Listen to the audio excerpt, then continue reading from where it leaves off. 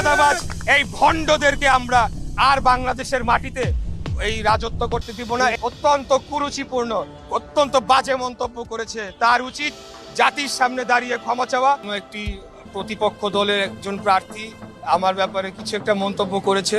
তো আপনি যার কথা বলছেন, আমি ব্যক্তিগতভাবে মনে করি তিনি মানসিক বিকারগ্রস্ত, তার চিকিৎসার প্রয়োজন এবং এই চিকিৎসার মাধ্যমে যাতে একটা সৌহার্দ্যপূর্ণ পরিবেশে কিভাবে রাজনীতি করতে হয় এবং ভাষাগত দিক থেকে কিভাবে প্রতিপক্ষর উদ্দেশ্যে কথা বলতে হয়, এই বিষয়গুলো তাকে শেখানো দরকার।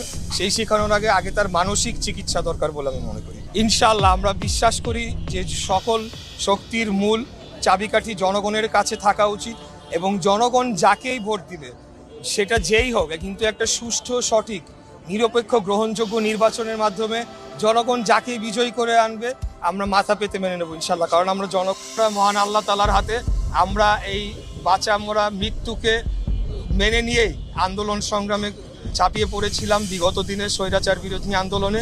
তখন কিন্তু আজকে যারা অন্যান্য